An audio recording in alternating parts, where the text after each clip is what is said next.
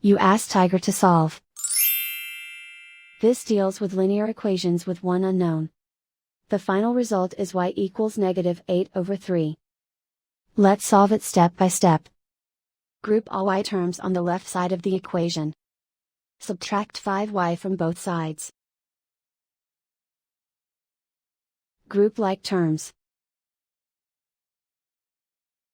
Simplify the arithmetic.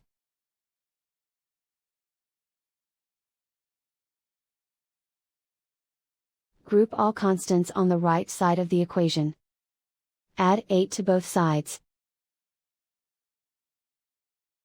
Simplify the arithmetic.